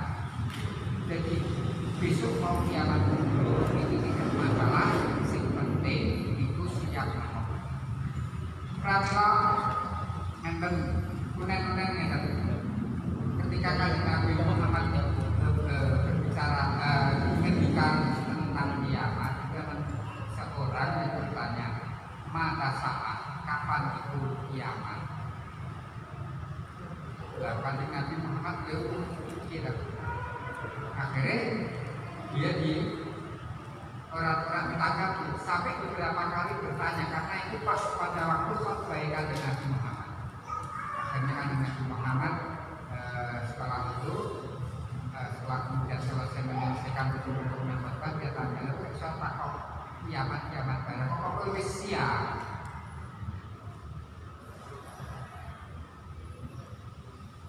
to. Lah aku duwe amal apa? Aku kula mboten duwe amal apa-apa kecuali nggih napa jenengan ngajarke kula namung gadahi rasa remen dumateng panjenengan. Kula cuma mempunyai rasa cinta terhadap ya akhirnya Kanjeng Nabi Muhammad dahulu seseorang akan bersama dengan apa yang disukai. Kalau Kanjeng Nabi Muhammad itu sisuk tinggal di suatu, Pak Insya Allah itu juga akan tinggal di suatu. Nah awak itu cinta dumateng Rasulullah darat. Rasulullah darat cinta terhadap ulama-ulama sebelumnya hingga sampai ulama-ulama sebelumnya cinta kepada Kanjeng Nabi. Insya Allah kita sisuk bersama Rasulullah darat. Wong murid-murid di bahasa darat pas wali-wali akeh masa bahasa darat wali. Tak ngoten ta. Sing dadi murid-murid Pak Imam niku dadi dokter-dokter. Masa Pak Imam ora dokter. Gampangane kan. Masa muridé berkali-kali Pak Imam ora kali kan sangat-sangat mustahil. Bisa mampu menghantarkan murid-muridnya menjadi seorang wali.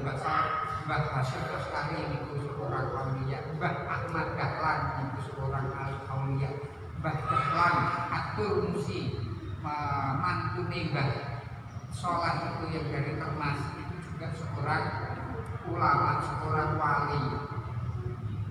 Wali itu ratu dan duweni karomah.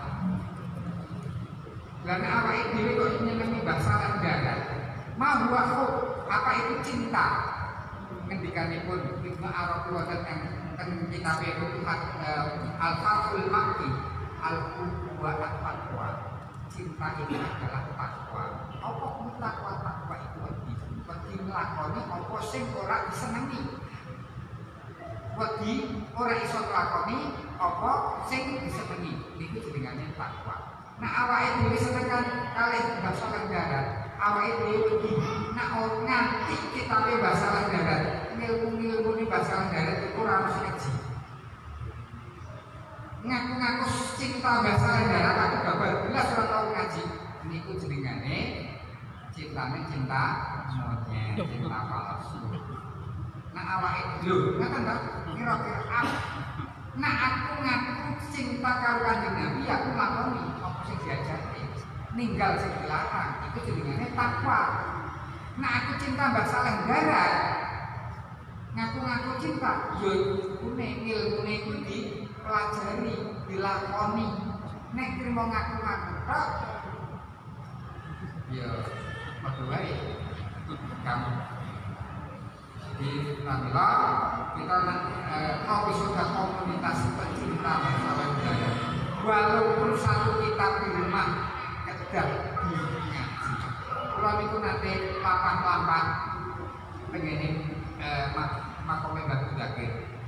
Awal kula tengene Batu Zakir niku kesasar-sasar. Sing asale tengene Morosari kedae belok kanan, terus ngoten. Terus jalan terus niku wau. Kula takok enten ndak seputih-putih teng mriki. Pitu mergo pun nganggotaken pakane ora pakane nganggo sikile 3 4. Teng mriki buka kitabe basa Darat tapi sing kitab apa Pak? Kalau kita baca kertas. Kula nggih kopi sobat dereng berdiri. Kula kasih pilih. Apa iki? Terus kemudian ketika saya masuk ke dalam kopi sobat ini, saya berpikir apa biyen sing itu ana apa ya anak turun di basa Darat itu atau kemudian beliau adalah murid-murid basa Darat, anak secara keilmuan basa Darat. Nanti itu sing dibuka di kitab basa Darat nganggo Arab itu. Mergo nganggo Arab tenanan itu angel. Sing nganggo Arab itu kok nganti ora gelem ngaji apa meneh ngaji sing nganggo Arab tenanan. Akhirnya jadi Arab pateh bener. Pramila Pak IDW saora-orane kudu ngaji. Kitab-kitab niku dipun damel cekelan. Macul gitu seperti orang goblok meninggal WC. Terus pulang itu nanti terapi itu enten buku cilik ngoten niku. Kula tulis saged angsal kosakata kula tulis mergo niku Pak Yai Warso. Niku maca tulis beli artine kasaki itu rawu-rawu dolan nganti kula nonton bioskop. Ya kan pondok kan nakale takon nonton bioskop. Niku teng mriku niku kayak begowo buku-buku sing cilik-cilik isine mufradat niku. Pramila Bumi Bangsalan Darat sebisa-bisanya kita sebagai anggota Komisi Organisasi selalu memutolakan, walaupun juga memutolakan kitab-kitab yang lain. Karena enten selama beberapa yang saya simpan kitab-kitab Bangsalan Darat, setiap saya baca saya mendapatkan suatu nuansa baru. Saya setuju atau tidak dengan dawuh-dawuh Bangsalan Darat, tetapi justru saya mendapatkan inspirasi baru tentang cara pandang diri dan lingkungan, view of life and belonging, cara pandang diri dengan lingkungan saya, dengan karya-karya Bangsalan Darat. Karena itu kita yang mengasalkan, yang menisbatkan kepada Bangsalan Darat, baik secara nasab maupun secara keilmuan.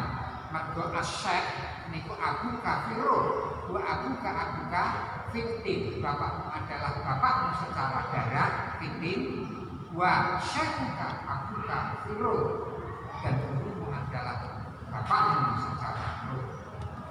Di Bangsalan Darat ini termasuk mbah-mbahe awake dhewe kabeh, sehingga kudu awake dhewe takut upamane wedi atas salah ganti ora rido. Ini yang pertama. Berkenaan penting awake dhewe nggadhahi rasa manah dumateng Kanjeng Nabi Muhammad, dumateng Bangsalan Darat. Yang kedua yaitu berkenaan dengan apakah seseorang wanita itu berkewajiban memakai jilbab atau memakai kaos kaki. Orang kewajiban yang berkewajiban menutup aurat, yang berkewajiban menutup aurat. Bentuk jilbab apa karo boni atau kemudian apa kelambu ini tidak masalah. Yang penting untuk aurat. Hanya saja para ulama itu berbeda-beda batasan auratnya wanita. Bahkan Imam Syafi'i itu membedakan aurat seorang wanita di hadapan wanita yang masih keluarga, di hadapan wanita yang bukan keluarga, di hadapan laki-laki yang masih muhram, di hadapan suaminya malah orang-orang bablas. Jadi pamane wong wedok bijib ning ngarepe bojone iku ora apa-apa. Dan wanita ketika di hadapan ajnabi, memang di dalam madrasah ketika di laki-laki ajnabi, laki-laki asing itu seluruh wajah, seluruh tubuh ditutup.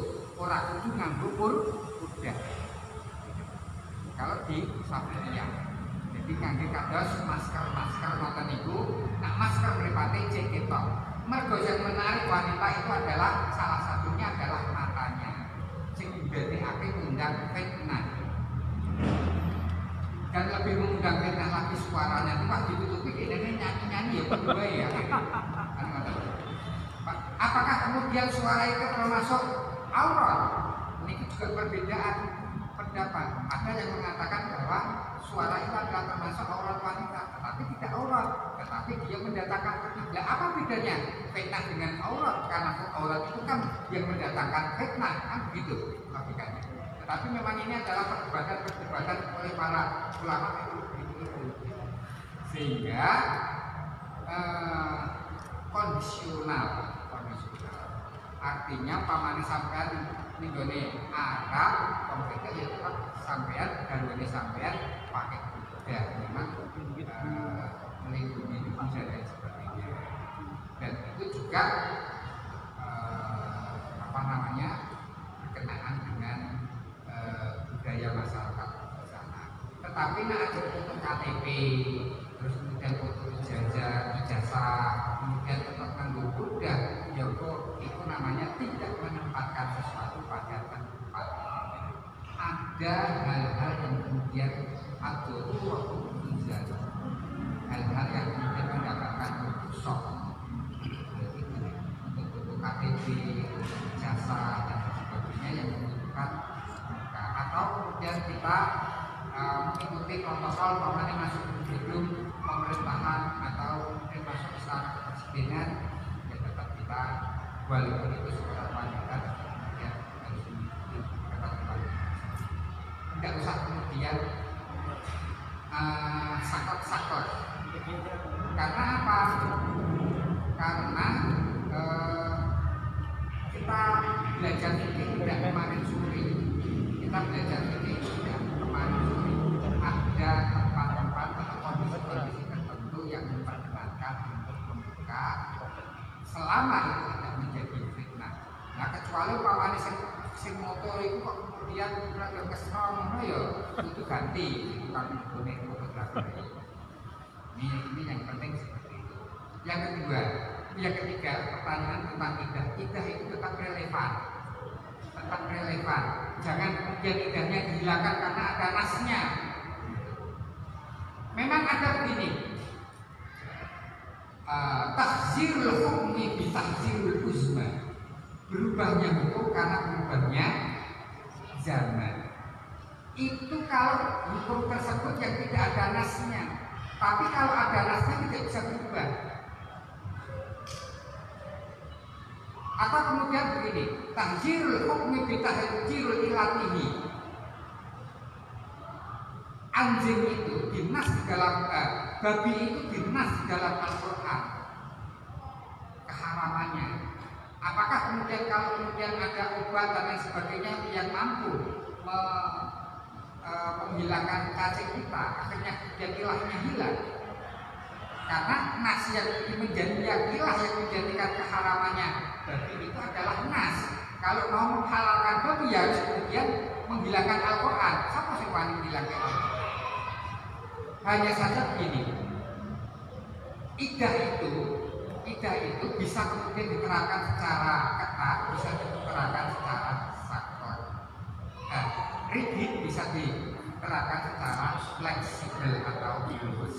Jadi kalau wanita-wanita ini tinggal suaminya, dia punya anak, dia harus mempunyai anak, dia harus bekerja, dia tetap kemudian bisa keluar. Diperkenankan beberapa kitab-kitab fikih menyatakan dia bisa kemudian bekerja di pasar atau apa saja selama dia tidak berhias, selama dia tidak berhias yang berlebihan, yang pantas sebagai seorang wanita yang terhormat.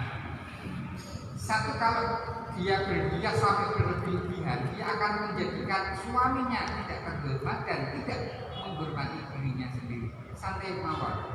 Dan terus dia masih tetap bisa keluar dari rumah untuk kepentingan primer, yaitu mencari nafkah, menafkahi anaknya. Tapi idahnya tetap berlaku. Artinya idah itu tidak persoalan mengenai larangan untuk keluar rumah saja, tetapi juga larangan untuk kemudian mengadakan pernikahan, dinikah oleh laki-laki. Jadi dan itu ada nasnya di dalam Al-Quran, maka tidak bisa kemudian apakah ini relevan atau tidak, tetap relevan karena ada nasnya.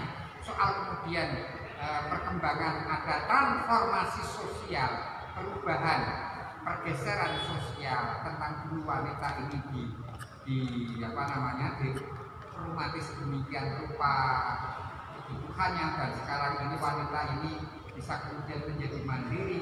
Dan disinilah yang menjadi idah kenapa tidak bisa boleh keluar, karena memungkinkan terbukanya fitnah. Selama dia keluar rumah tidak menjadikan fitnah bagi dirinya dan bagi orang lain, dan itu dia lakukan karena kebutuhan primer, maka masih diperkenankan.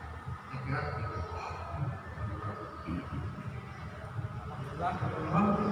Semua jawaban sama sakit di Mutani itu sakit di mengerti ya.